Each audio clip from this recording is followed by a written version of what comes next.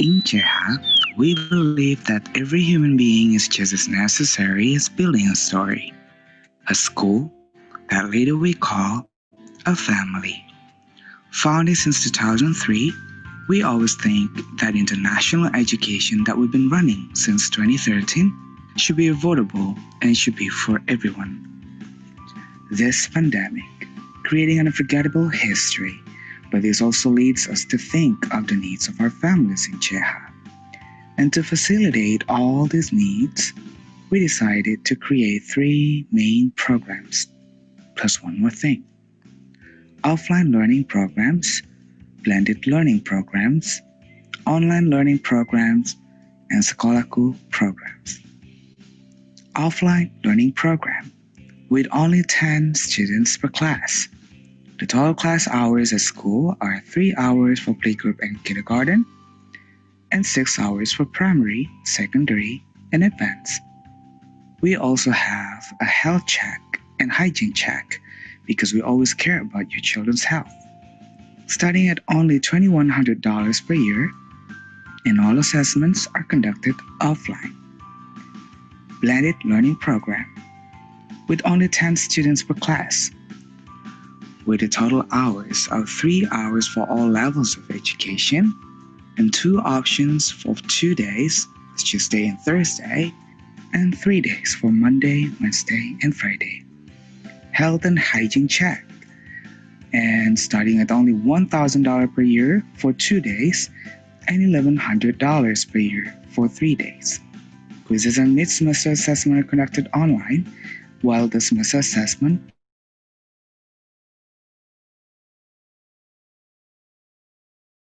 access to CH virtual learning. Online learning program. You have all the access for the CH virtual learning with one time interactive meeting per week, one time discussion forum per week, and even joining all the festivities happening at school. You also have all the library facilities should you need some books, starting at only $900 per year, and all assessments are conducted online. Last but not least, Sekolaku program. Get in touch with our Google form by clicking this link below. Register through CH License Center 0812 3921 9233 via Telegram or WhatsApp. Are you ready for changes to come? Where do we start?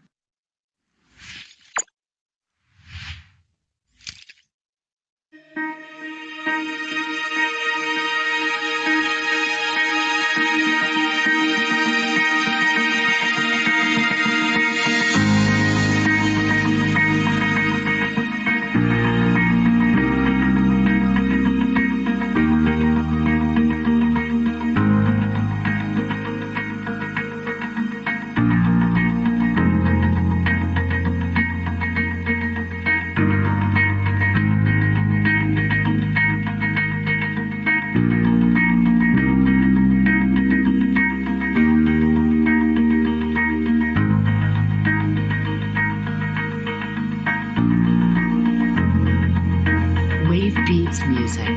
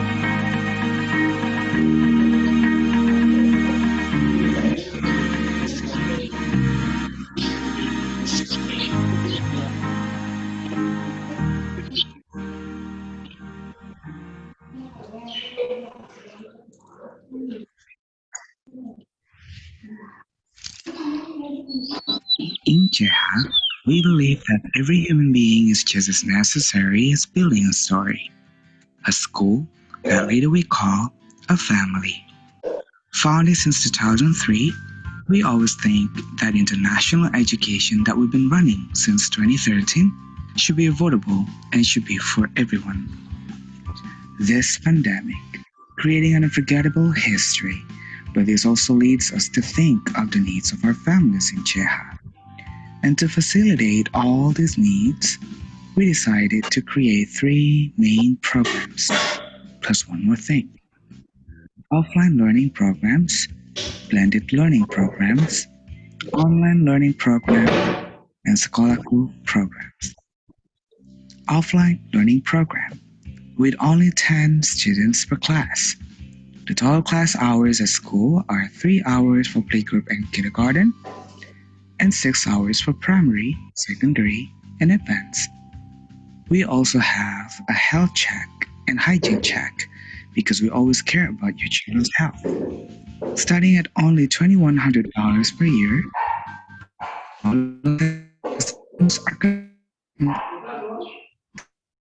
are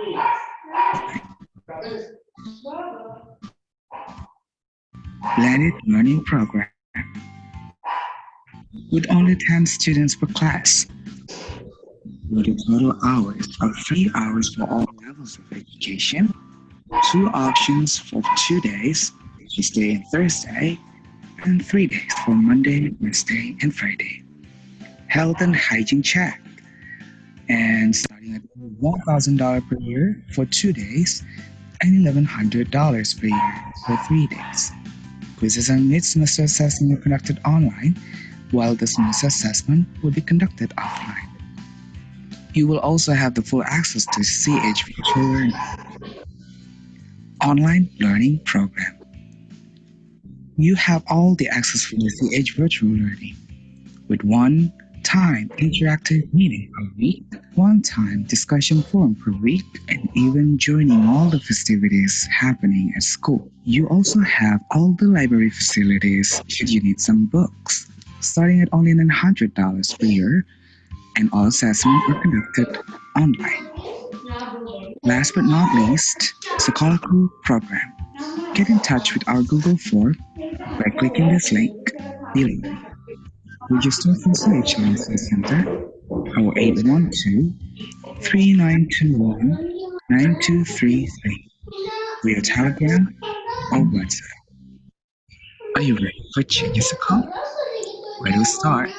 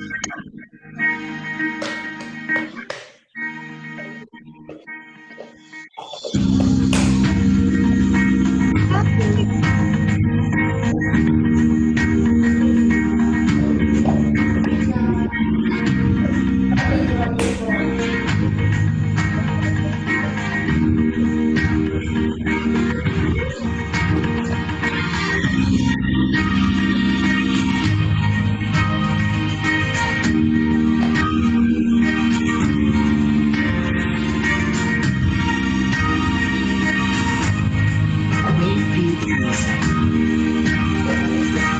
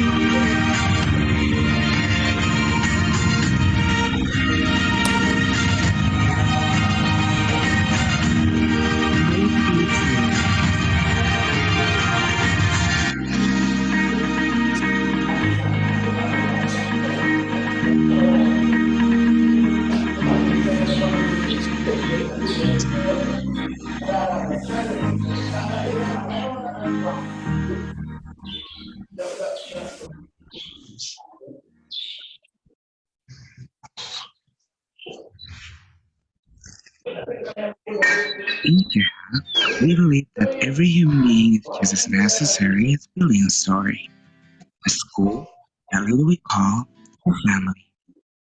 Founded since 2003, we always think that international education that we've been running since 2013 should be affordable and should be for everyone.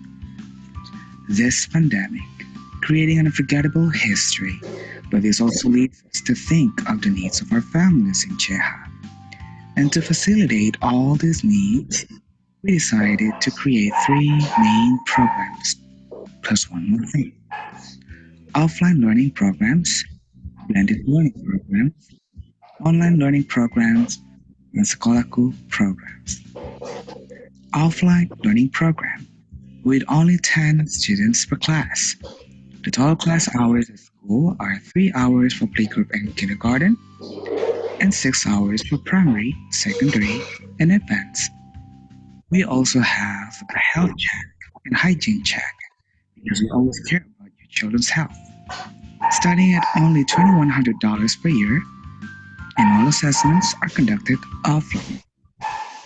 Blended learning program with only 10 students per class, with a total hours of 3 hours for all levels of education, and two options for 2 days, Tuesday and Thursday, and 3 days for Monday, Wednesday, and Friday.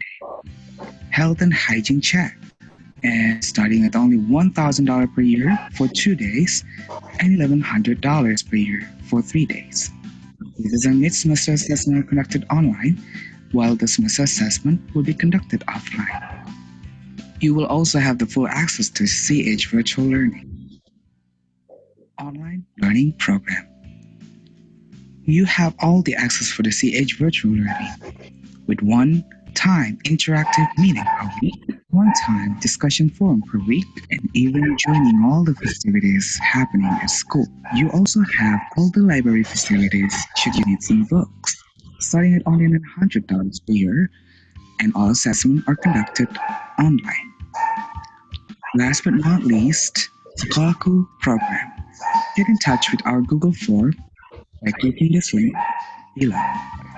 Register through CH Nursing Center 0812 3921 9233 via Telegram or WhatsApp. Are you ready for changes account? Where do we start?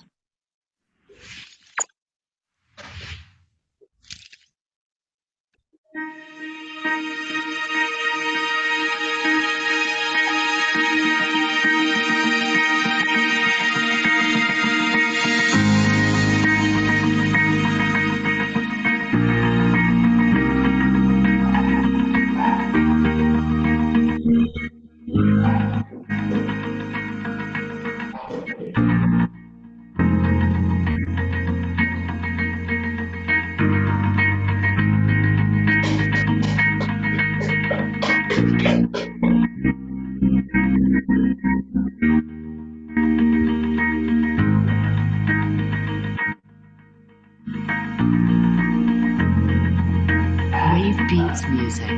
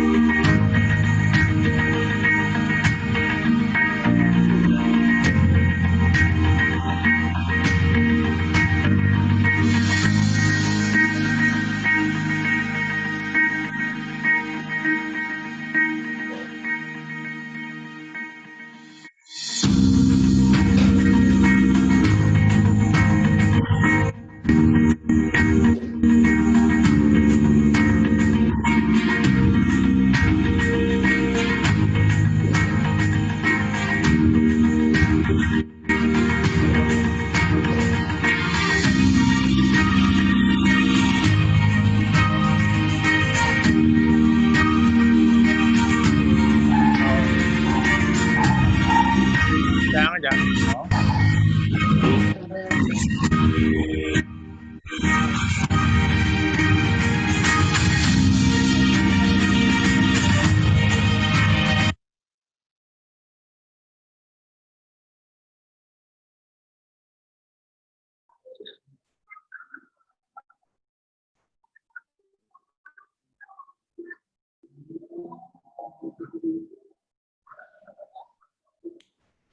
Baik, selamat sore Bapak Ibu. Hari ini kita akan, baik Ibu Pinkan sudah bergabung, Bapak Ibu. Hari ini kita akan melanjutkan sesi kita minggu lalu. Beberapa mungkin ada yang masih bertanya yang minggu lalu yang belum terjawab pertanyaannya. Kita akan lakukan diskusi juga 20 menit terakhir, 20 atau 15 menit terakhir. Baik untuk mempersingkat waktu, dan mungkin sepertinya Ibu Pinkan akan memiliki banyak informasi yang akan disampaikan. Sebelumnya terima kasih banyak Ibu Pinkan sudah bergabung kembali untuk memberikan dampak positif tentang parenting ya. Baik Bapak Ibu, saya berikan waktu dan tempat untuk Ibu Pinkan. Silakan Ibu. Terima kasih Pak Doni. Suara saya cukup terdengar? Cukup Bu, baik. Cukup ya, oke. Baik, selamat sore Bapak Ibu semua. Saya izin share screen dulu untuk PPT-nya. Oke.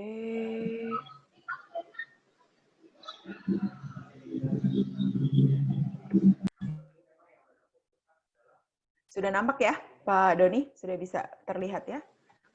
Iya, sudah Bu. Oke. Kita melanjutkan apa yang minggu lalu sudah saya awali dengan bagaimana pola asuh kita, parenting kita di era new normal yang memang perlu juga berani berubah gitu ya Bapak Ibu, karena situasi berubah, ekspektasi untuk anak-anak masa depan ini juga berubah, jadi dunia yang akan mereka hadapi juga akan berbeda dengan yang kita hadapi. Oleh sebab itu, kita juga perlu untuk menyiapkan anak-anak kita dengan pendekatan cara-cara yang juga sesuai. Nah, hari ini saya akan berfokus tentang memahami perilaku anak. Jadi, kita akan lebih detail memahami terutama perilaku-perilaku yang sering memicu emosi. Kan hari-hari ini ketika semua kegiatan anak masih berada di rumah, apalagi kita sudah mendengar kemungkinan besar selama daerah kita adalah red zone, maka persekolahan atau pendidikan belajar masih akan dilakukan di rumah. Jadi kita masih akan berinteraksi dengan anak-anak kita mungkin 1 semester ke depan. Nah, semakin sering berinteraksi, kemungkinan besar untuk misbehavior-nya anak dan memancing emosi kita nih juga berpeluang terjadi. Oleh sebab itu, saya akan mengantarkan sebelum nanti kita berdiskusi dan bertanya jawab, saya menawarkan sebuah perspektif ya Bapak Ibu, perspektif tentang bagaimana kita bisa melihat perilaku anak kita dari cara yang berbeda supaya tidak hanya salah terus gitu. Jadi anak tuh nggak hanya kita anggap salah terus, nggak hanya kita anggap berulah terus kitanya juga emosi melulu gitu ya. Nah oke. Saya akan sedikit 2 slide ini menyambung dari yang pertemuan pertama. Jadi Bapak Ibu, saya sudah jelaskan bahwa kita itu perlu mempersiapkan anak-anak kita menjadi orang kreatif, menjadi pencipta, dan menjadi navigator dunia maya. Navigator dunia maya itu membutuhkan kemampuan berpikir kritis. Jadi dia mesti bisa membedakan nih, yang sekarang lagi populer nih, apakah akan related dengan tujuan yang dia ingin capai. Karena dunia maya akan menyediakan jutaan miliaran informasi. Jadi sudah menjadi banjir informasi. Nah, kalau anak-anak kita tidak punya tujuan mau ngapain, maka mereka akan mudah sekali terbawa kemana-mana. Nah, itu namanya bukan navigator. Itu akhirnya dia hanya tenggelam dan tersesat di dunia maya. Oleh sebab itu bisa mulai terbayang ya Bapak Ibu, bagaimana kita mendampingi anak-anak kita supaya menjadi pribadi yang mandiri, tahu apa yang dimau, lalu bisa mengelola. Kalau saya mau menuju ke arah A, maka saya perlu apa? Nah, dia bisa gunakan internet untuk mencapai tujuan itu. Dia bisa menggunakan dunia maya untuk itu. Oke, ini sekilas saya ingatkan. Ini beda dengan zaman di mana kita dibesarkan, Bapak Ibu. Kita itu dulu masih bisa menjadi orang dewasa yang mengikuti jejak orang sebelumnya. Jadi kita mengikuti, misalnya kita bekerja di satu posisi tertentu, kita tinggal pelajari aja tuh posisi itu minta kita melakukan apa. Kita ikuti saja, kita kayak copy aja, kopas aja. Nah, anak-anak kita nanti nggak bisa begitu, Bapak Ibu. Karena mereka akan menghadapi situasi masalah yang berbeda, mereka harus menjadi problem solver, mereka harus kreatif. Oleh sebab itu, seperti yang kemarin saya sempat singgung, pola asuh pendampingan kita tidak lagi bisa satu arah otoriter, tidak juga bisa memanjakan saja, semua maunya anak diikuti, waduh hilang sudah anak kita nanti, atau mengabaikan sudah pasti tidak. Nah, yang saya sarankan adalah kita memberlakukan atau kita memfasilitasi anak kita balance antara respon emosi, jadi kita berusaha memahami, berusaha berempati pada situasi anak, tapi kita tetap menetapkan batasan. Nah, materi hari ini akan lebih banyak memberi sudut pandang bagaimana supaya Bapak Ibu bisa berempati, bisa memberi respon emosi yang pas dengan perilaku anak, yang seakan-akan melanggar, tapi sebetulnya kalau kita mencoba pahami di balik perilaku melanggar itu, ada sebuah pesan emosi yang dia berusaha sampaikan. Nah, ini yang saya cermati sering terjadi miskomunikasi antara orang tua dan anak tuh di poin ini. Ya, oke, kita lihat. Saya mulai dulu paparan saya dengan mengajak Bapak Ibu untuk memahami bahwa anak yang kita besarkan, anak yang kita asuh, itu tidak hanya fisik saja. Kita mungkin tidak perlu diajari kalau soal memberikan makanan sehat, rumah yang baik, pakaian yang baik, kita sudah mampu melakukan itu. Tetapi ketika kita go deeper, ketika kita bersyukur ya, hari-hari ini neuroscience itu membantu kita sekali. Karena kita jadi mengerti otak manusia yang merupakan pusat kendali dari perilaku-perilaku manusia itu sebetulnya beroperasinya seperti apa. Kita belum mengerti 100%, tapi kita sudah mulai dapat clue-clue gitu ya, petunjuk-petunjuk bagaimana otak seorang anak itu berkembang. Nah, saya masuk dulu dari situ sebelum kita memahami perilaku. Kenapa? Karena pusat kendali perilaku ada di otak. Oke?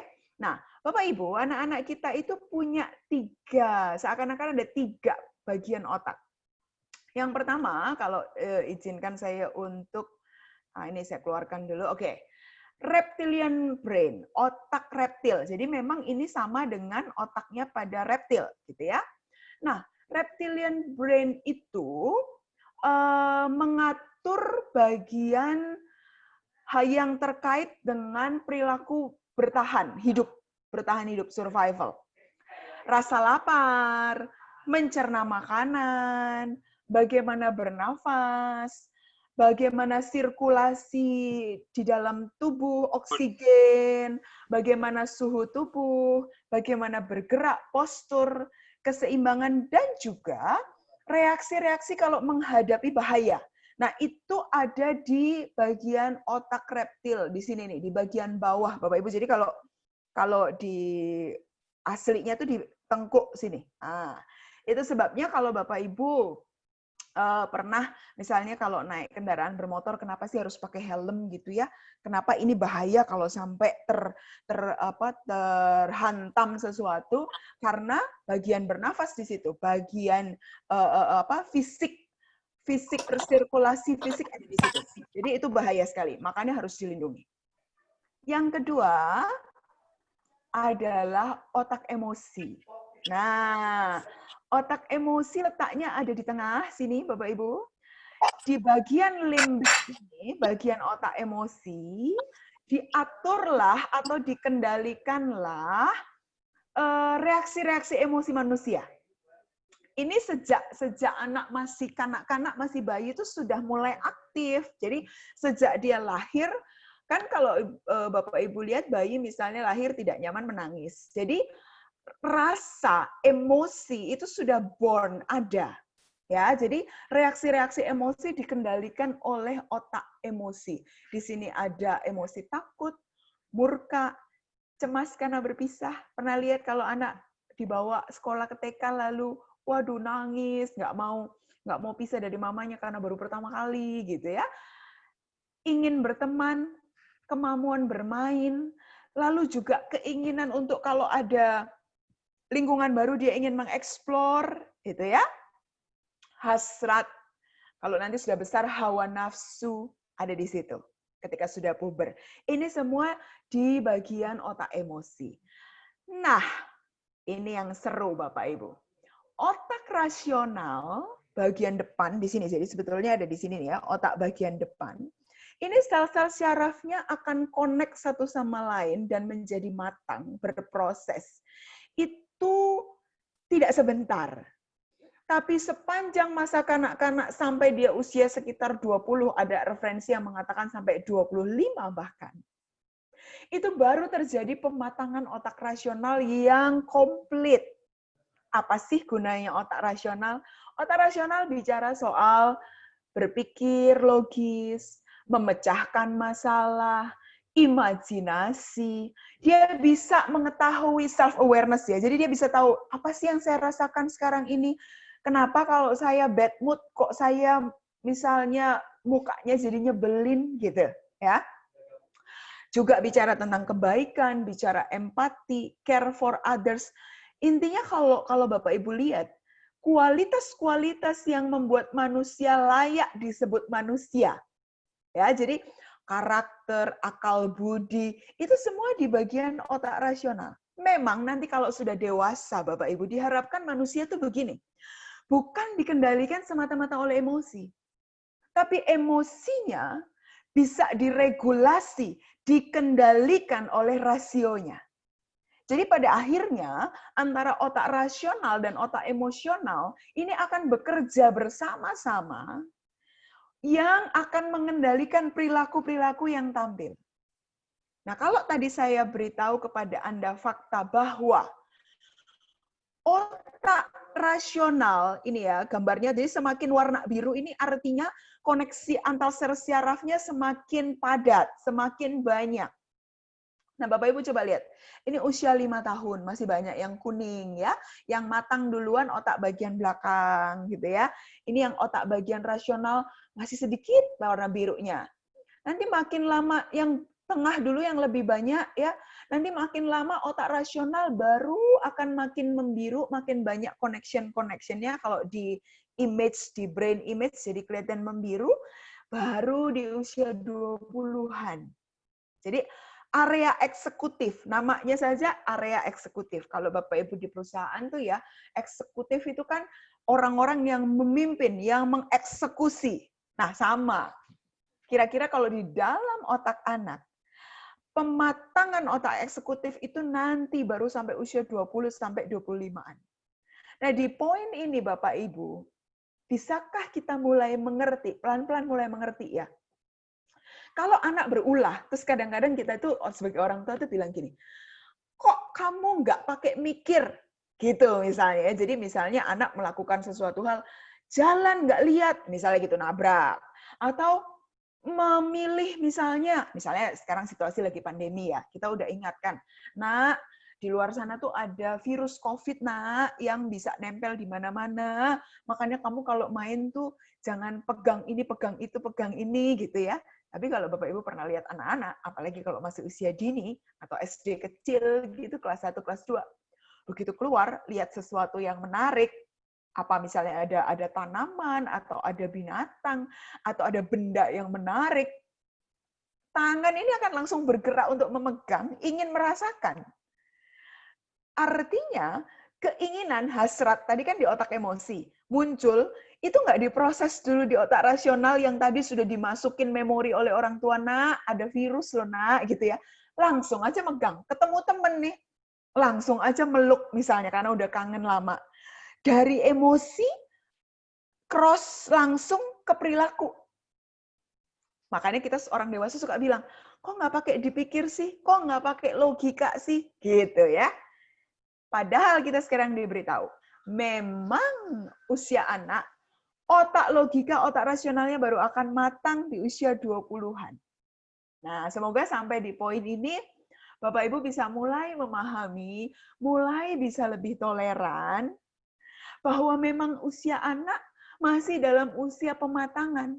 Jadi kalau kita orang tua mengharap mereka berperilaku seperti orang dewasa yang sudah bisa menimbang, sudah bisa memutuskan, tidak membuat kesalahan yang bodoh, rasa-rasanya kitalah yang ekspektasinya nggak pas. Gitu ya. Makanya sering saya bilang, kalau anak kita suruh memahami orang tua, itu seakan-akan kita meminta mereka melakukan sesuatu yang mereka belum pernah nyampe ke sana. Kita, Bapak Ibu orang tua, kita pernah jadi kanak-kanak. Mestinya kita yang bisa turun gitu, mencoba untuk memahami mereka. Ya. Nah, oke, ini pengertian dasarnya dulu Bapak Ibu. Jadi secara neuroscience kita sudah diberitahu bahwa anak-anak kita memang sedang dalam masa pematangan otak rasional. Jadi hendaknya kita cukup realistis di dalam memberikan harapan atau ekspektasi terutama terkait dengan kematangan berpikir, mengambil keputusan, bernalar. Jadi boleh dikata ya Bapak Ibu, kalau anak-anak kita bertindak melakukan sesuatu berbasis pada emosi, digerakkan lebih banyak oleh emosi, maka itu memang masih masanya. Justru kehadiran kita sebagai guru, sebagai orang tua, kitalah yang sedang punya tanggung jawab untuk memberikan masukan-masukan, pertimbangan-pertimbangan, cara menalar, cara berpikir kepada mereka. Sehingga mereka punya bahan yang diolah di otak rasionalnya. Oke, saya akan lanjutkan. Nah, dengan situasi kenormalan baru ini, boleh saya katakan bahwa rumah dan keluarga sekarang perannya menjadi besar sekali, lebih besar dibandingkan dengan sebelum pandemi. Karena kalau sebelum pandemi, ketika anak dititipkan ke sekolah, orang tua pergi bekerja, ada sedikit break ya. Anda bisa break sebentar, sekolah yang kemudian banyak mengambil tanggung jawab gitu. Tapi dengan sekarang semua aktivitas anak kebanyakan di rumah, maka rumah dan keluarga menjadi pusat kehidupan. Nah, saya membayangkan dengan situasi seperti itu, maka kemungkinan-kemungkinan akan terjadi anak berperilaku salah, orang tua terpancing emosi, ini menjadi lebih banyak.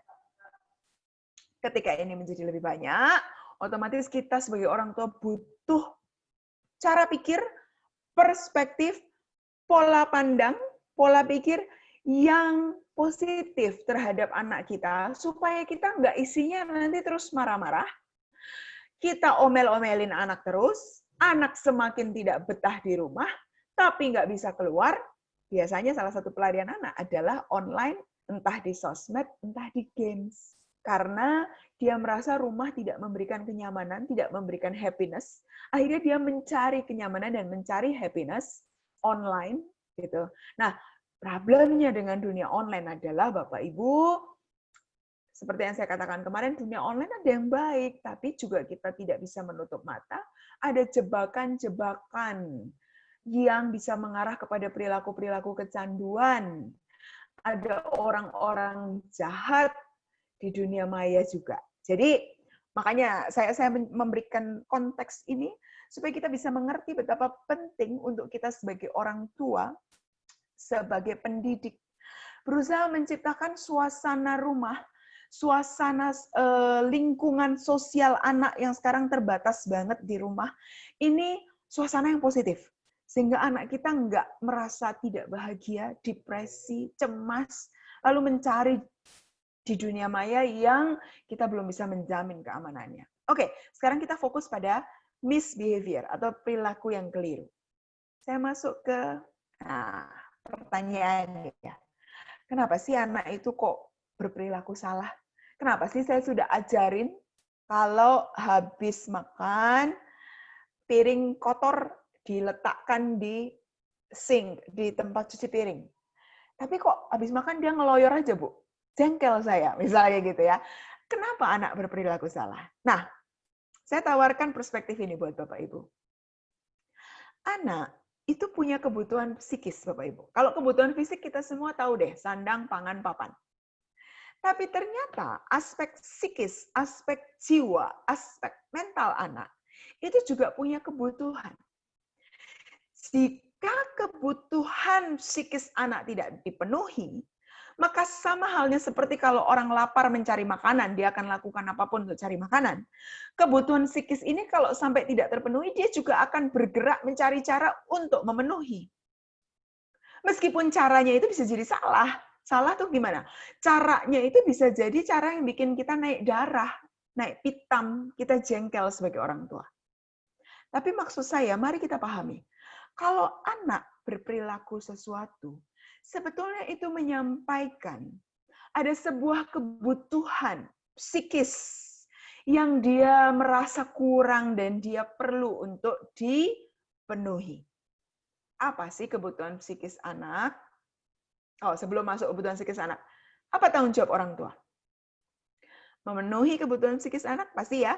Ini tadi yang makanya saya katakan, kita itu kalau soal kebutuhan fisik, saya yakin kita semua tuh sudah bisa gitu. Sediakan makanan, sediakan rumah yang layak, sediakan pakaian bersih. We do that.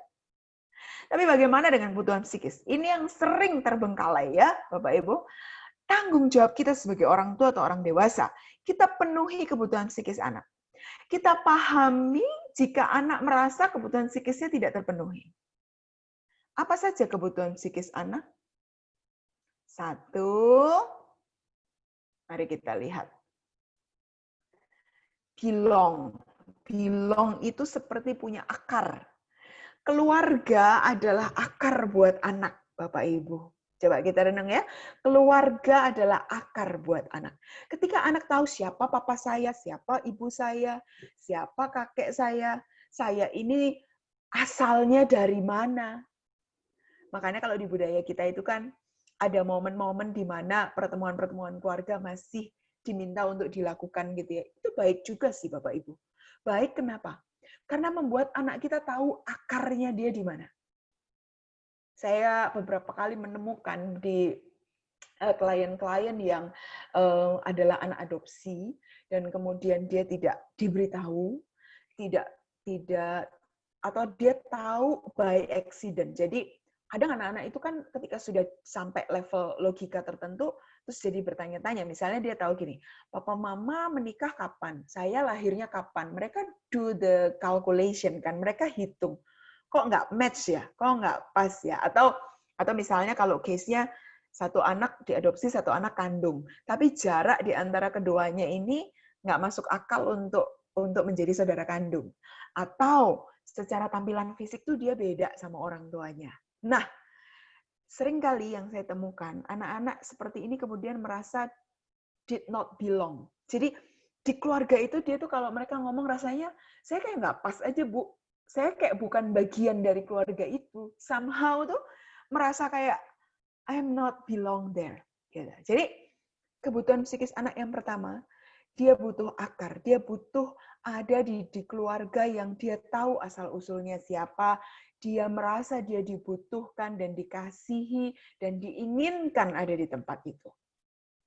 Nah, kebutuhan kedua, dicintai, dikasihi. Ini wajar sekali Bapak Ibu. Tidak ada satu manusia pun yang tidak tidak butuh dicintai, tidak butuh dikasihi. Lalu yang ketiga ini, anak, apalagi anak sekarang. Mereka butuh ruang untuk mereka merasa mampu melakukan sesuatu. Bapak Ibu kalau ingat anak bahkan di umur 2,5 tahun aja, 2 tahun aja kalau anaknya cerdas itu ya. Mulai ketika Anda suapin makan lalu dia bilang gini, aku gitu atau saya, dia maunya dia makan sendiri. Itu sudah merupakan pertanda bahwa sebagai manusia. Dan nanti ketika kita menjadi manusia dewasa kan kalau Anda tidak merasa berdaya dan mampu melakukan sesuatu, kita jadi orang dewasa yang nggak produktif. Apa-apa takut, apa-apa minder. Belum mencoba udah takut salah. Belum mencoba udah takut malu, gitu ya. Jadi feel not powerful, tidak mampu, inferior. Nah, Bapak Ibu, anak-anak punya kebutuhan untuk dia merasa I can do something. I'm able. I have power. Seringkali yang terjadi dengan orang tua adalah orang tua lupa anaknya udah mulai besar. Orang tua lupa anaknya sudah mulai bisa melakukan sesuatu. Orang tua masih tetap yang mau melakukan. Paling gampang deh. Bapak Ibu, anak umur 5 tahun itu kan berpakaian sendiri sebenarnya udah bisa. Tapi kita kadang-kadang orang tua tuh gini, aduh biar cepet sini mami pakein aja, gitu ya. Sepatunya mana sepatunya biar cepet, gitu. Kita tidak memberi ruang untuk anak itu melatih waktu dia pakai pakaian sendiri, dia pakai sepatu sendiri. Waktunya lebih lama sih, iya. Tapi kemudian ketika dia bisa, dia tuh muncul di dalam psikisnya tuh, hey, I can do this. Yes, saya bisa. Nah, itu penting, Bapak Ibu. Yang saya beberapa kali temukan adalah ketika orang tua tidak pernah memberi kesempatan anak untuk mencoba melakukan sesuatu. Atau kalau dia mencoba melakukan sesuatu terus salah, anaknya dikasih punishment dengan tuh kan salah gitu ya, atau dikritik, aduh nggak rapi nih, sini mama rapikan lagi gitu ya. Jadi kita tidak respecting the process, tapi always mengevaluasi hasil. Maka anak kemudian menjadi takut mencoba. Anak kemudian menjadi merasa tidak berdaya. Oke, apalagi? Self-esteem. Anak perlu merasa bahwa dia berharga. Biasanya, kesalahan kita sebagai orang tua atau orang dewasa, kita tuh membandingkan. Bandingkan dia sama kakak adiknya, bandingkan dia dengan sepupunya, bandingkan dia dengan orang lain, ya. Sampai akhirnya dia merasa bahwa dia tidak cukup berharga. Kalau bahasanya anak remaja sekarang tuh insecure, jadi nggak merasa aman dengan siapa dirinya. Lalu kebutuhan lainnya adalah anak butuh untuk punya posisi, punya tempat di dalam kehidupan seseorang, di dalam kehidupan keluarganya. Lalu anak juga butuh untuk bereksperimen, butuh untuk mengeksplorasi. Nah, di poin eksperimen dan eksplorasi, Bapak Ibu, saya tuh beberapa kali menemukan kita ini tidak memberi ruang kegagalan buat anak. Kita tidak memberi ruang kesalahan. Kita seringkali begitu anak salah dalam proses, kita langsung berikan punishment. Dan setelah itu anak tidak lagi berani mencoba. Sehingga kalau kemudian dia mengalihkan pemenuhan kebutuhan ini dengan mencari hal-hal lain, contoh paling gampang, dia eksperimen dan eksplor di game online. Yang kemudian setelah dia merasa mampu satu level, naik satu level lagi, naik satu level lagi, dan dia merasa menemukan eksplorasi, menemukan rasa berharga ketika main game online. Disitulah dia terjebak. Karena kemudian dia nggak bisa keluar dari game online itu, karena di dunia nyata, dia merasa powerless, dia merasa tidak bisa exploring, dia merasa tidak bisa mencoba, karena tiap kali mencoba dikit, ntar disalahin. Sementara kalau di game online, ya salah diulang lagi kan levelnya. Cari cara, cari crack. Gitu. They have power over it. Sementara di dunia nyata, kita sebagai orang dewasa, terlalu sering mengatakan salah, habis salah dimarahin. dikomentarin gitu ya, atau bahkan dipunish. Dan itu membuat mereka akhirnya, udahlah, saya nggak mau mencoba kalau di dunia nyata mah, karena pengalamannya jadi tidak menyenangkan. Nah, ini kira-kira gambaran kebutuhan anak ya, Bapak Ibu. Nah, sekarang mari kita lihat perilaku-perilakunya. Nah, ingat prinsip yang tadi ya, anak berperilaku salah, itu artinya ada kebutuhan psikis yang tidak terpenuhi atau kurang terpenuhi. Sehingga dia kemudian untuk memenuhi kebutuhan psikis itu, dia memunculkan satu perilaku, tapi perilakunya jadi meleset. Oke, saya akan tunjukkan pasangan-pasangannya, bagaimana Anda sebagai orang tua bisa mendeteksi perilaku yang salah ini sebetulnya arah kebutuhan psikisnya apa sih?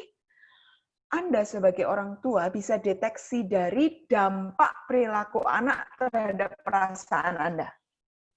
Kita lihat aja supaya nggak terlalu membingungkan. Satu ya. Oke. Kalau kebutuhan anak adalah perhatian, maka perilakunya dia itu akan membuat Anda tuh terganggu atau irritating. Jadi ini contoh konkret perilakunya. Misal, Anda punya aturan di rumah bahwa kalau setelah bangun tidur, anak itu berkewajiban membereskan tempat tidurnya. Ya, oke, itu rules di rumah. Satu kali pagi, anak Anda sudah bangun nih. Mungkin bangunnya agak siang gitu, karena di rumah saja. Dia udah bangun, terus dia belum beresin tempat tidurnya, udah duduk depan TV misalnya. Terus Anda ingetin, nah, beresin dulu tempat tidur, seperti biasa. Nah, perilaku yang menunjukkan bahwa dia butuh perhatian itu dia akan gini, ya Ma, bentar ya, gitu. Udah nih 5 menit berlalu, Anda ngomong lagi, nah, ayo tempat tidurnya. Anaknya bilang gini, iya Ma bentar, Mama lihat deh, nih. Ini film lucu banget deh Ma. Jadi dia berusaha untuk kayak mengalihkan perhatian kita dengan menunjukkan kita pada hal lain. Tapi perintah yang tadi diingatkan tuh nggak dilakukan gitu. 2 kali tetap. 5 menit kemudian, masih tuh nggak gerak dari kursi gitu ya. Mulai Anda nada suaranya mulai tinggi biasanya ya, kalau orang tua. Nak, tempat tidur belum diberesin. Oh iya, ya ampun. Bentar, Ma. Ini loh lagi nanggung nih, filmnya seru banget. Gitu. Coba, kalau Anda terus-menerus dibegitukan ya, perasaan yang muncul di Anda tuh kan kayak ganggu gitu loh. Marah banget, enggak, tapi Anda jengkel gitu. Kayak merasa teriritasi gitu. Dia sikapnya tetap manis, nggak nyolot, nggak bikin Anda marah gitu, enggak. Tapi kok nggak nurut-nurut gitu kan. Nah, bisakah Anda memahami, Bapak Ibu, bahwa bisa jadi pada momen itu, pesan yang dia kirim adalah, dia tuh pengen Anda atentif sama dia gitu. Makanya, perintah yang Anda berikan pertama kali itu ditahan-tahan, nggak dilakukan, supaya Anda akan tetap nggak sibuk sama hal lain, Anda akan tetap kasih atensi ke dia gitu. Nah, jadi ada pesan di balik perilaku yang kita anggap nggak nurut tadi gitu. Sebenarnya ini yang orang tua sering terus bilang gini, bandel amat sih kamu. Mama udah bilang 3-4 kali nggak dijalan-jalanin gitu. Padahal siapa tahu ya, nggak jalannya dia itu karena jauh di hatinya dia merasa misalnya sekian lama mama sibuk, di rumah malah sibuk nge-zoom terus, malah sibuk meeting terus gitu. Dia pengen atensi Anda. Makanya dia kayak ngegoda Anda dengan nggak nurut-nurut ngerjain. Itu yang membuat Anda merasa irritating, terganggu. Nah, bedakan dengan yang kedua. Kalau kebutuhannya adalah feel powerful, dia lagi exercise power. Perilakunya kepada Anda adalah bikin Anda marah. Nyolot jadinya. Ini masih pakai contoh bersihin tempat tidur. Anda bilang nih, Nak, tempat tidur beresin dulu. Apaan sih Mama? Orang lagi asik nonton suruh beresin tempat tidur. Nyolot kan? Kalimat pertama aja Anda udah merasa kayak naik darah tuh. Gitu ya. Saya ngomong lagi, ngebantah lagi. Terjadi tuh, Anda naik juga. Ngebantah lagi. Kurang ajar tahu ngomong kayak gitu sama orang tua, misalnya gitu. Anak Anda tambah, bawel deh Mama nih. Gak enak nih di rumah ini terlalu banyak aturan. Nah, Anda bisa lihat nggak apa yang sedang terjadi? Anak ini sebetulnya sedang merasa, biasanya ya kalau saya dengar dari klien saya itu akan ngomong gini, aku tuh bosen diatur-atur terus, Bu. Semua hidup aku diatur-atur. Aku nggak pernah diberi ruang untuk mencoba ideku. Untuk misalnya dalam pikiran dia nih, kalau pakai yang kasus beresin tempat tidur, dia tuh maunya gini misalnya. Aku tahu aku harus beresin tempat tidur. Tapi ini lagi lagu, klip ini lagi asik banget di TV. Aku selesaiin dulu, habis itu aku beresin tempat tidur. Gitu ya. Sementara kita kadang orang tua, kita pengennya gini, saat itu kita perintah, saat itu dia jalan. Nah, nggak match jadinya. Jadi, pada saat anak Anda sedang butuh exercise power-nya dia, lalu Anda naik lagi dengan power Anda nggak mau kalah gitu sama Anda, maka Anda bisa bayangkan dinamikanya akan muncul pertentangan siapa yang ingin menang, dan akhirnya yang terjadi clash, amarah. Gitu ya. Emosi makin naik di kedua belah pihak. Ketika itu sering terjadi, emosi yang makin naik di kedua belah pihak biasanya kemudian membuat kita mengatakan kata-kata yang tajam. Bahkan mungkin tidak sedikit kita naik darah, emosi tangan kita main. Gitu ya. Jadi kita cubit kek, entah kita tampar, bisa jadi. Itu kemudian melukai hati dan perasaan anak kita. Ketika hati dan perasaannya terluka, bisa jadi muncul apa yang namanya dia dendam. Jadi ya saya juga temukan ya Bapak Ibu, terutama anak remaja yang mulai bilang, I hate my parents. I hate the way they treat me. Saya nggak suka, saya benci. Ketika mereka pilih kata benci, itu kata yang strong loh Bapak Ibu. Karena tidak suka dan benci itu udah more than tidak suka. I hate the way they treat me. Saya benci bagaimana mereka memperlakukan saya. Nah, ini kemudian akan membuat Anda hurt. Anda sendiri terluka. Anda sendiri kemudian murka. Di hati Anda sendiri juga merasa, kok gitu banget sih dia ngomong sama saya, gitu ya. Kok dia melukai hati saya. Nah, ketika ada perilaku anak Anda yang membuat Anda merasa terluka, coba pakai cara pikir ini. Sebenarnya anak Anda itu terluka. Bukan oleh peristiwa saat itu, bisa jadi oleh peristiwa yang sudah lalu. Anak Anda itu terluka. Nah, orang yang terluka, anak yang terluka, akan memunculkan perilaku yang juga melukai. Kira-kira demikian ya. Yang terakhir. Yang terakhir apa yang kita sebut dengan avoidance. Jadi, ketika anak merasa tidak mampu, merasa tidak berdaya, contoh ya tadi yang membersihkan tempat tidur. Misalnya selama ini dia bersihkan tempat tidur, tapi Anda akan selalu mengulang membersihkannya. Karena menurut Anda kurang rapi. Lama-lama anak ini ketika disuruh bersihin tempat tidur, aku nggak bisa. Aku kalau bersihin tempat tidur nggak lurus, nggak kayak mama aja yang bersihin. Lalu membuat Anda merasa bagaimana? Anda merasa, aduh kasihannya, ya udah sini mama aja yang bersihin. Nah, akhirnya kita tidak melatih anak kita, tapi kita justru memanjakan. Oke. Jadi harus bagaimana sih sebenarnya orang tua responnya? Kalau anak Anda butuh perhatian, berikan perhatian yang proporsional. Misalnya Anda lagi sibuk, oke Anda bilang nanti ya jam makan siang, mama temani kamu main. Gitu. Kalau anak Anda butuh power, Anda jangan naik pitam. Anda harus berlatih mengelola emosi Anda. Ini biasanya terjadi pada anak yang mulai remaja. Mau tidak mau, Anda juga harus belajar memberikan kepercayaan kepada mereka. Kepercayaan ini juga memberi ruang untuk mereka make mistakes ya Bapak Ibu. Nggak mungkin anak kita perfect, tuh nggak mungkin. Mereka pasti akan ada kesalahan. Nah, kalau salah terus kita judge, ya selesai, akhirnya terluka. Mau tidak mau kita harus berusaha atau bisa untuk memberi ruang untuk mereka bikin salah gitu. Kalau bikin salah, kita bantu perbaiki. Bagaimana kalau ternyata mereka sudah terluka dan mereka ingin membalas dendam? Nah, di poin ini, bantu dia untuk sembuh dari lukanya. Bantu dia untuk memahami rasa sakitnya dan mencari cara untuk sembuh dari lukanya. Kalau dia menghindar, maka justru kita perlu belajar.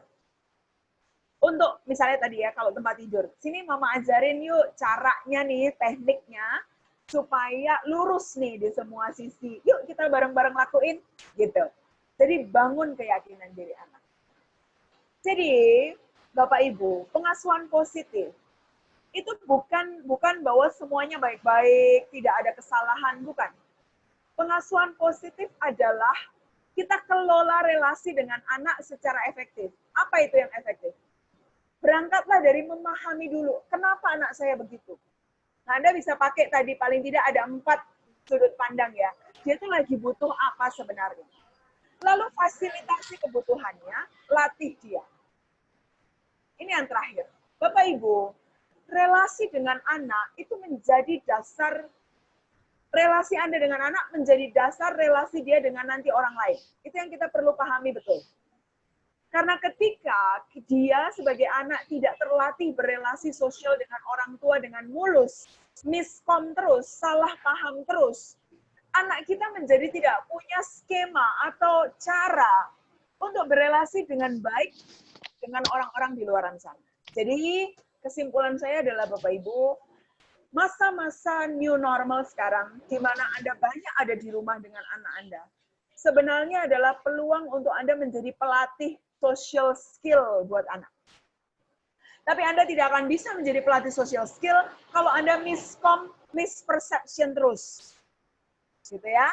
Jadi perlu kita sebagai orang dewasa berlatih, mencoba melihat perilaku anak dari kacamata yang berbeda. Paling tidak dengan beberapa poin yang saya tadi jabarkan, ada 4 hal. Jadi kalau anak berperilaku misbehavior, coba mikir dulu, ini kebutuhan psikis dia apa ya? Yang unmet, yang unfulfilled. Karena kalau secara psikologis dia happy, dia juga nggak akan, atau peluangnya kecil untuk dia sengaja misbehavior.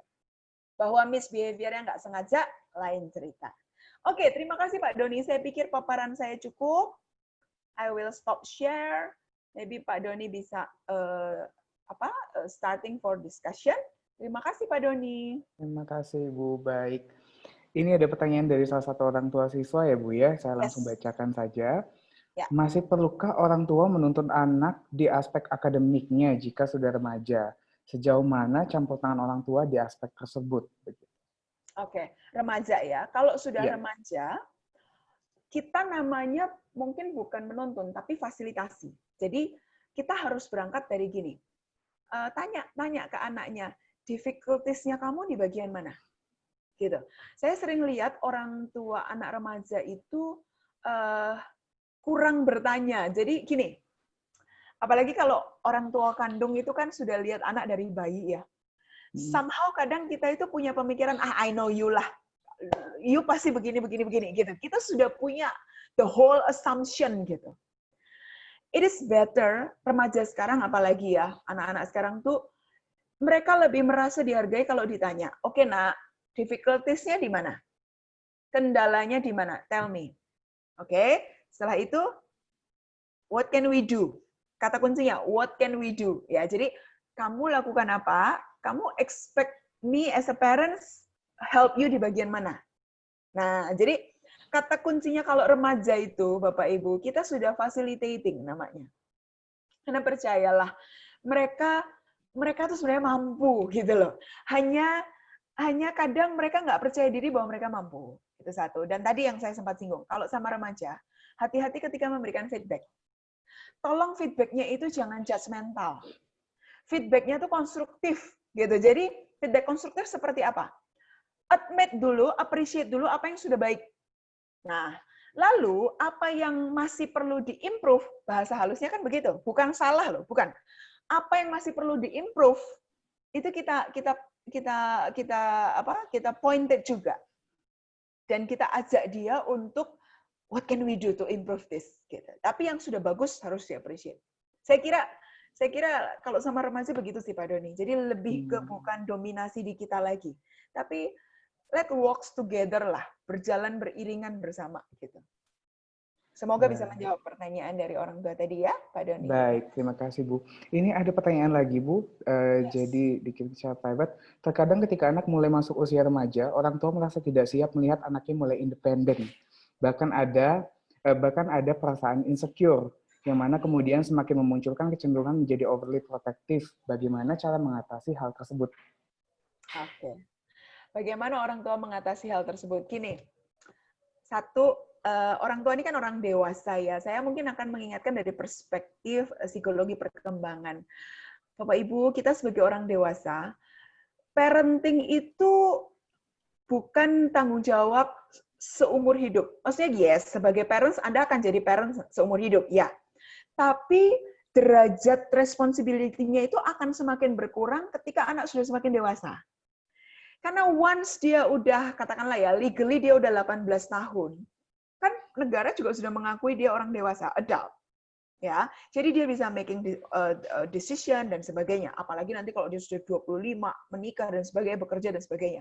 Otomatis relasinya tuh jadi becoming adult and adult.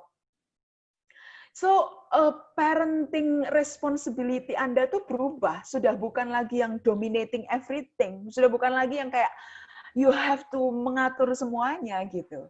Nah, caranya adalah Bapak Ibu, you need to understand atau mengingatkan diri sendiri, saling mengingatkan bahwa parenting ini akan ada masanya. Nah, setelah itu Anda sendiri sebagai individu mesti punya personal goal lainnya. Jadi goal hidup Anda itu bukan hanya anak Anda gitu. Karena gini, saya pernah, ini saya langsung kasih contoh ya Pak Doni, saya punya klien seorang anak yang berkata begini, Miss, actually when my mom tell me that she live only for me, itu becoming burden. Anak ini remaja, udah mau kuliah, lalu mamanya tuh cara mengekspresikan cintanya dengan begini, Mama do everything for you, you are my life. Anda tahu anak ini depressed Bapak Ibu. Kenapa depressed? Karena dia merasa gini, Miss, saya tuh merasa kayak menjalani hidup baru mau jadi dewasa, tapi saya udah bawa beban. Bebannya mama saya. Nah, kan miskom menurut saya. Karena saya yakin ibunya itu maksudnya ngomong begitu. Ya mungkin bisa jadi ibunya juga nggak siap melepas gitu ya. Tapi most tuh ngomong gitu tuh kepengen supaya anaknya merasa anaknya berharga gitu loh buat dia. Tapi nggak gitu ditangkapnya sama si anak. Ditangkapnya sama si anak, aduh gue pengen cepet-cepet kuliah deh. Jauh dari orang tua, because I cannot stand living with this burden. Kayak dia ngomong, aku tuh pengen my mom also have her own life. Nah, jadi anak-anak Anda juga pengen Anda bahagia dengan having your life juga gitu. Karena ketika mereka sudah menjadi dewasa, mereka juga ingin Anda tuh punya kebahagiaan dengan pasangan Anda misalnya, atau Anda achieving some dreams yang dulu tertunda karena harus raising child, gitu loh. Anda mungkin do apalah, mau traveling kah, mau starting small business lah, anything. Atau starting your hobby, atau mulai masuk di social activities, gitu. Jadi, apalagi anak sekarang, Pak Doni, saya tuh makin menemukan, anak-anak generasi sekarang tuh independency need-nya gede banget, makin gede. Karena mereka sudah mereka sudah terpapar pada value global ya. Jadi hidup buat mereka itu kan tidak hanya terbatas di satu negara gitu. Like possibility untuk mereka abroad, marrying someone from another country itu gede banget gitu. Agak beda sama generasi kita yang mungkin sampai tua masih tinggal sama the same town with our parents gitu ya. Jadi saya kira parents nowadays, Anda mesti punya your own plan for your life gitu. After the parenting season, after parenting season, karena anak Anda nggak akan happy deh kalau digandolin terus gitu. Mereka depres.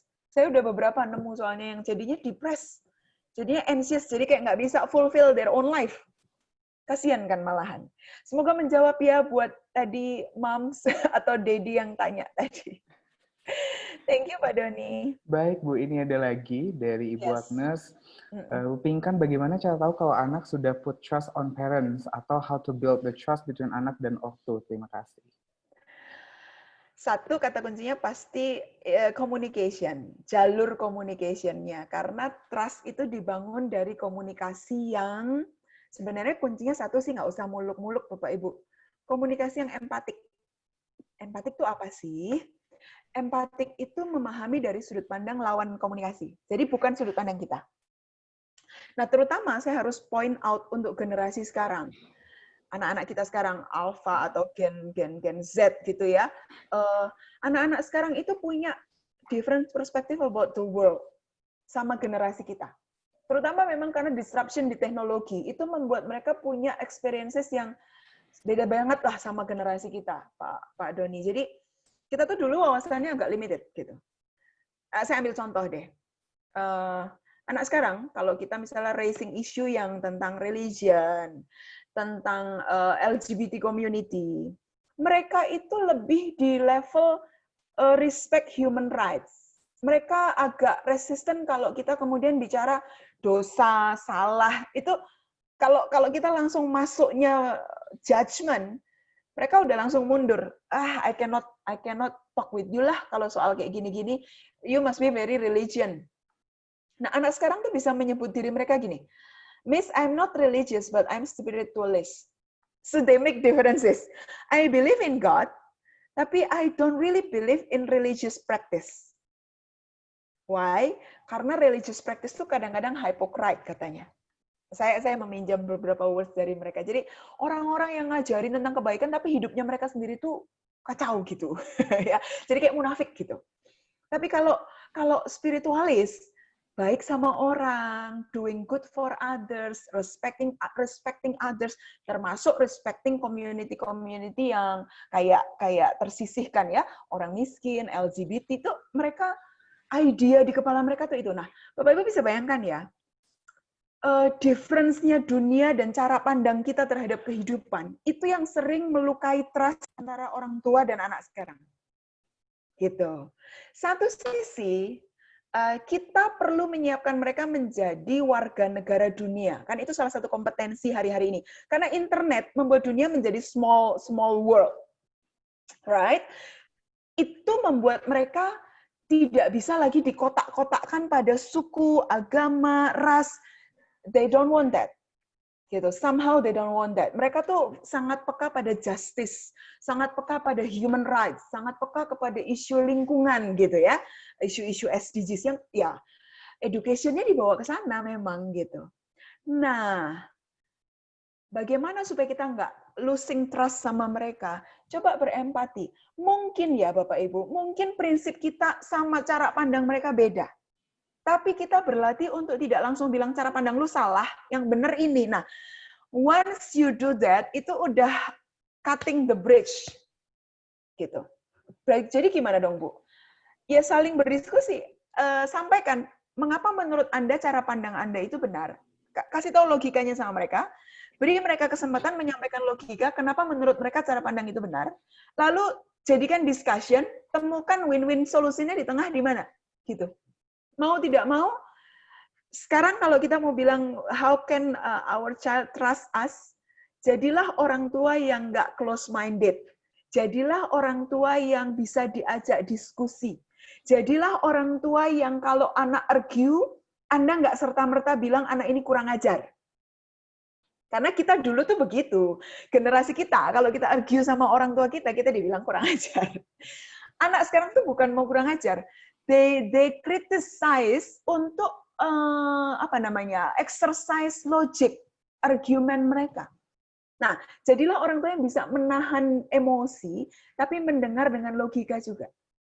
You will be surprised ya. Saya udah berapa kali Pak Doni, saya tuh kalau nanya ke anak generasi sekarang, I will be surprised with their answer gitu. And then like, wow, kayak it's logic also gitu.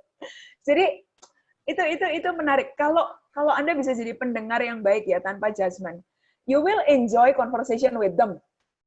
Benar, I experience that gitu. You will enjoy conversation with them. Jawaban-jawaban mereka tuh bisa di luar wawasan kita gitu loh. Bahwa urusannya nanti prinsip benar salah itu lain cerita ya Bapak Ibu. Tapi dengar dulu. Gitu. Empati, dengar, maka trust akan terbangun. Gitu Pak Doni. Baik. Ini tadi ada Ibu Respati Ayu. Ibu silakan langsung unmute mikrofon ya Bu ya. Oke. Terima kasih Bapak. Selamat Iya. sore Bu. Selamat sore Bu. Iya Bu, ini saya mau tanya mungkin agak kebalikan dari close minded. Ini saya mau tanya sebenarnya bahaya nggak sih Bu kalau kita menempatkan diri kita sebagai best friend dari anak kita sendiri gitu. Jadi selama ini nih saya suka bangga gitu ya kalau saya tanya, who is your best friend? Jawabannya pasti yang pertama my mom, baru teman-temannya dan yang lain-lain. Tapi kemudian saya dikasih tahu bahwa sebenarnya it's not supposed to be like that gitu. Mereka harus tahu bahwa we are parents. Dan saya merasakan sendiri sih memang bener ya kok jadi malah susah nurutnya kalau dia melihat kita sebagai best friend gitu loh Bu. Nah kemudian saya juga lihat dari teman-teman saya gitu, mereka ada juga yang bilang bahwa I don't really believe teori yang sekarang dan yang lain-lain. Dia bilang it's really work dengan ketegasan dan yang lain-lain, kenyataannya anak-anakku tuh lebih nurut gitu loh kira-kira. Seperti itu. Jadi how to find a balance between being jadi best friend mereka tapi juga bisa tetap jadi parents mereka. Terima kasih Bu. Ibu Respati anaknya remaja kah? Teens kah? Enggak Bu, masih 6 tahun. 7 tahun. Oh. Tapi kadang-kadang suka kaget memang saking deketnya dia suka bilang I have crush in the class gitu maksudnya. Jadi sama kayak jadi apa sih namanya terlalu memang deket banget ya Bu ya. Jadi tapi memang bener saking deketnya dia menempatkan diri jadi parents tuh untuk jadi susah gitu ya Bu ya. Jadi gimana sih tipsnya Bu supaya bisa? Oke. Kalau tadi Ibu tadi sempat lihat slide saya yang awal nggak Bu? Oh mungkin aku kelewat ya Bu ya, mohon maaf. Ke skip ya. Aku izin share ya Pak ya supaya agak kebaca. Ibu Respati, saya mau tunjukin ini. Wait. Jadi parenting tuh actually ada perannya dua sih Bu. Kalau kita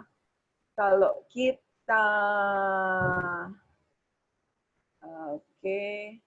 Nah, nih ya Bu Respati lihat ya. Jadi ini ada dua aksis. Satu disiplin, tuntutan, aturan, batasan, yes, and then respon emosi. Right. Nah, sebenarnya betul sekali yang tadi kata yang Ibu pilih, balancing, menyeimbangkan antara, kalau tadi anak Ibu yang 6 tahun bisa bilang you are my best friend, berarti dia kan feeling emotion fulfillment-nya tuh gede dari Ibu. Oke? Nah, yang nanti tinggal Ibu bisa cermati adalah apakah ketika Ibu sebagai orang tua menetapkan batasan-batasan, misal kalau anak umur 6 tahun batasannya apa ya? Jam makan misalnya, jam mandi, ketika habis lepas pakaian letakkan di mana. Jadi ada kayak semacam aturan rumah tuh Bu. Nah Anda lihat, dia following all of that nggak? Gitu. Kan kalau disiplin anak 6 tahun masih di level itu, masih di level aktivitas keseharian gitu. Belum sampai kita ngomong yang abstrak gitu. Masih di habit sehari-hari. Jadi jam berapa dia bangun, jam berapa dia tidur, sikat gigi, mandi, meletakkan pakaian, meletakkan sepatu, kalau habis bermain dibereskan atau tidak. Di poin itu Anda bisa lihat masih balance enggak? Masih balance tuh kayak gini, Bu. Dia bisa hangat sekali sama Ibu, dia masih kayak, ya mommy is my best friend, tapi when mommy minta dia clean up your toys after bermain, dia masih jalan. Gitu. Dia masih respecting you when you put the rules gitu, house rules gitu. Sebenarnya itu aja sih Bu, kalau 6 tahun ya. Kalau tadi saya bilang remaja, ceritanya nanti sudah agak beda gitu. Okay. Tapi kalau misalnya ternyata agak susah juga gimana ya Bu? Maksudnya agak susah tuh contohnya gimana Bu?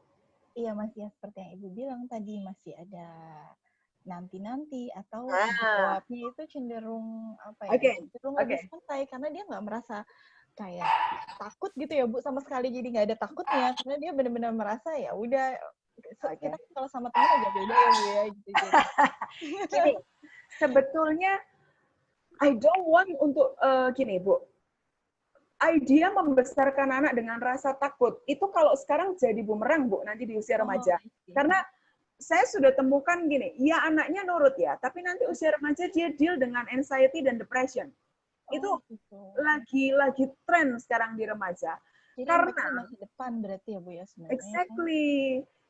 Dia besar bukan dengan rasa tanggung jawab, tapi dia besar dengan rasa takut. Nah, kalau tadi pertanyaan Ibu misalnya, 6 tahun nih disuruh beresin mainan masih nanti-nanti gitu ya. Sebenarnya bisa gini Bu, kita coba cek. cara kita. Misalnya kita kepengen dia menurut untuk beresin mainan gitu ya. Kita deal sama dia. Misalnya dia beresin mainan nanti, coba tanya, nantinya kenapa nggak sekarang gitu misalnya, ya kan? Kenapa nggak sekarang? Nah ini jawabannya bisa macam-macam. Emang dia biasanya Bu, kalau anak seumur gitu, dia mau menghindar dari tanggung jawab gitu. Jadi dia maunya yang bersihin maminya gitu, tahu nggak? Nanti juga dibersihin gitu ya, Mbak. Nah, dan Don, ayo mami temenin tungguin sini. Misalnya apa kakak atau adik bersihin because, nah itu ibu bisa ajarin gini, tanggung jawab. Jadi bukan karena takut, tapi karena responsible. Gitu. Dan dia juga lihat, ibu nanti bisa kasih contoh gini, mami kalau habis cooking, mami also cleaning up. It's the same, right? Nah, mami kalau atau Dedi kalau habis kerja, Dedi juga cleaning up. Berarti kalau adik habis main juga cleaning up. Jadi yang kita mau ajarkan itu perilaku responsible gitu. Oke. Jadi maksudnya justru karena kita menempatkan sebagai best friend, dia harus lihat bahwa kita juga melakukan hal yang sama. Gitu ya kira-kira. Jadi dia juga harus ngikutin responsibility afternya gitu ya, Bu ya. Betul. Oke.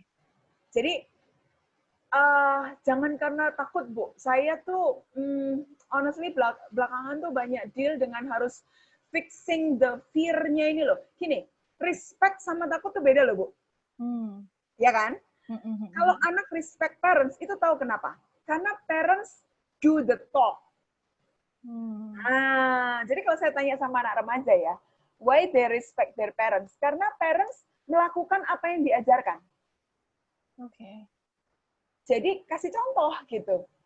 Termasuk tantangan paling sulit buat parents adalah kalau salah minta maaf. Iya, betul. Itu biasanya the most difficult parents.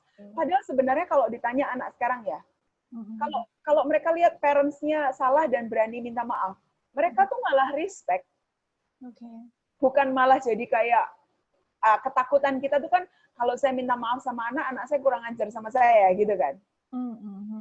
Iya, tapi sekarang saya balik logikanya gini.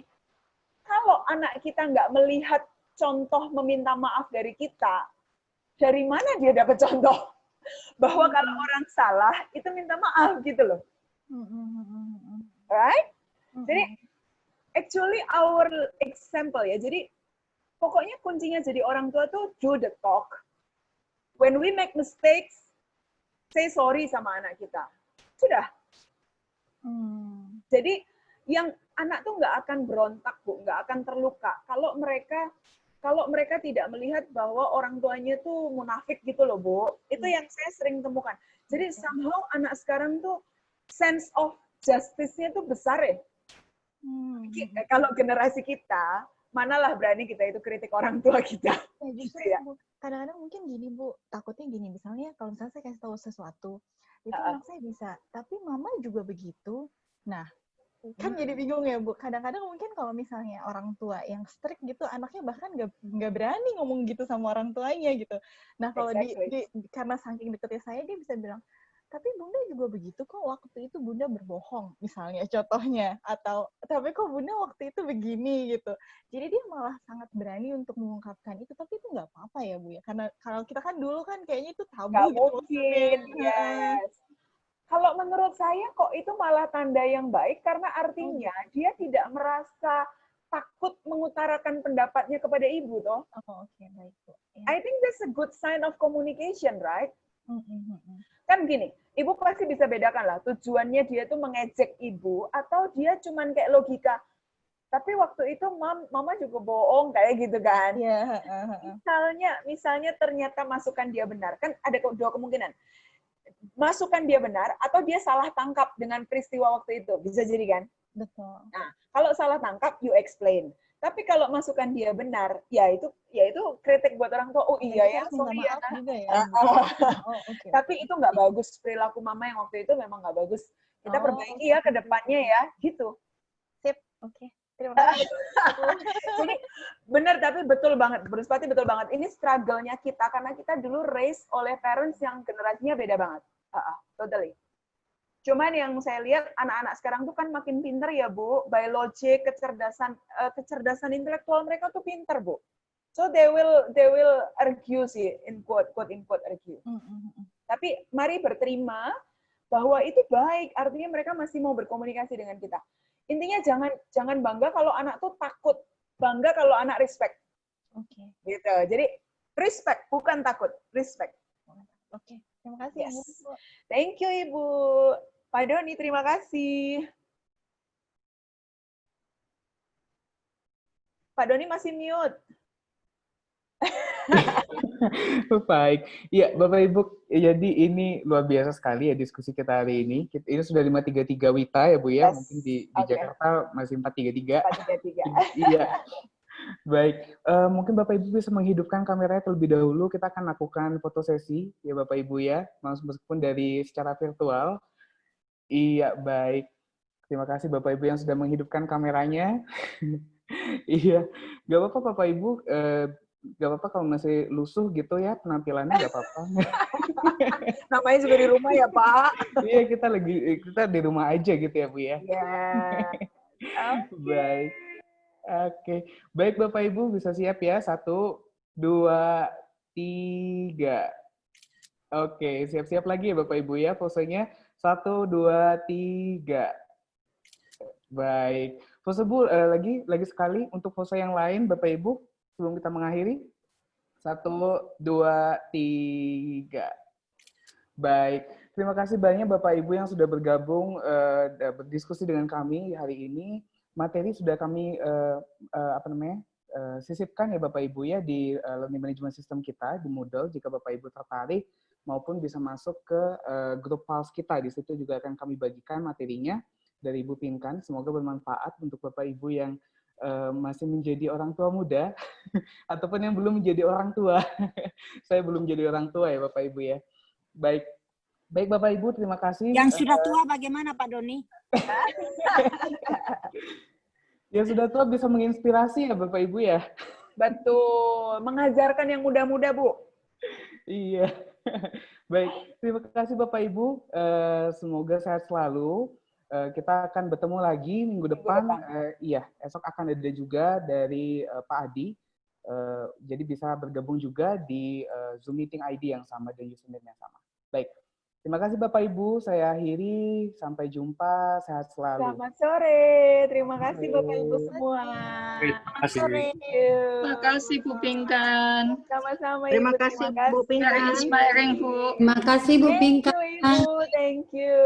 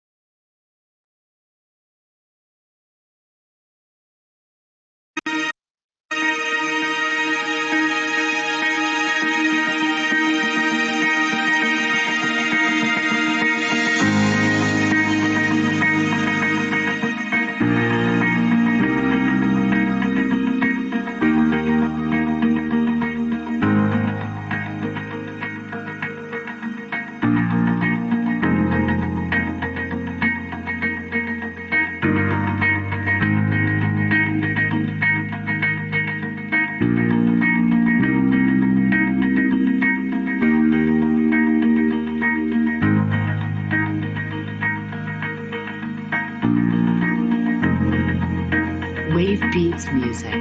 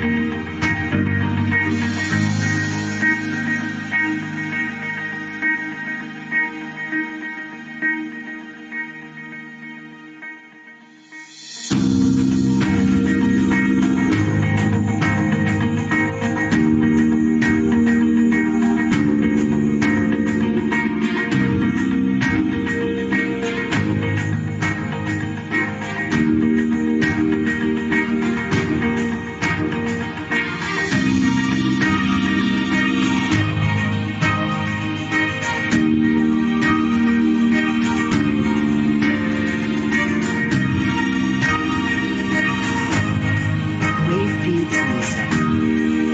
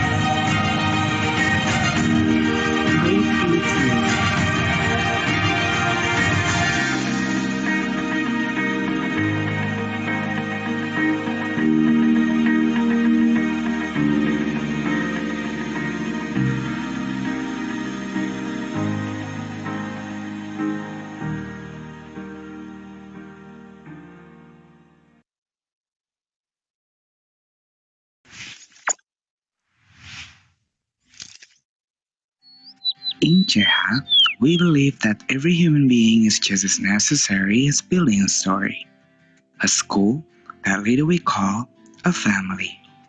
Founded since 2003, we always think that international education that we've been running since 2013 should be affordable and should be for everyone. This pandemic, creating an unforgettable history, but this also leads us to think of the needs of our families in Cheha. And to facilitate all these needs, we decided to create 3 main programs, plus one more thing. Offline learning programs, blended learning programs, online learning programs, and Sekolahku programs. Offline learning program with only 10 students per class. The total class hours at school are 3 hours for playgroup and kindergarten, and 6 hours for primary, secondary, and advanced. We also have a health check and hygiene check because we always care about your children's health. Starting at only $2,100 per year,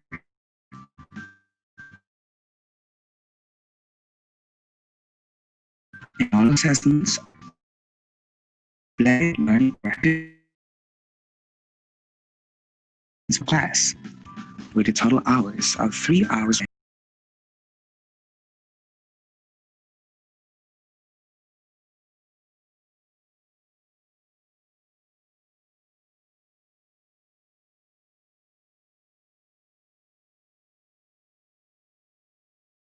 While the semester assessment will be conducted offline.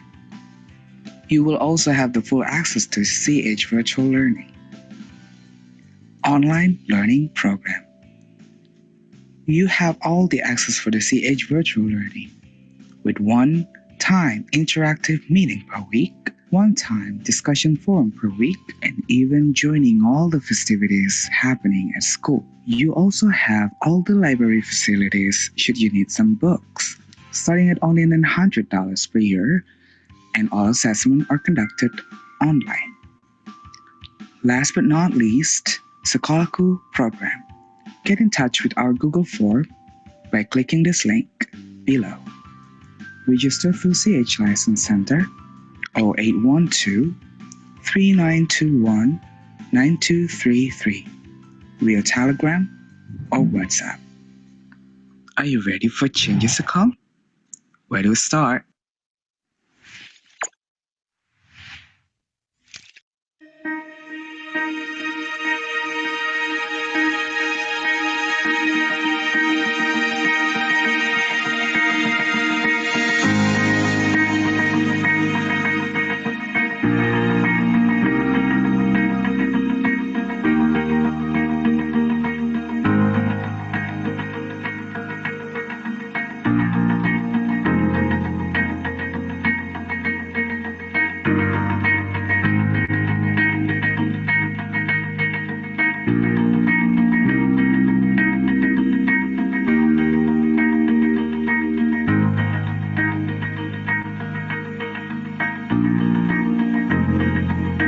Wave Beats Music.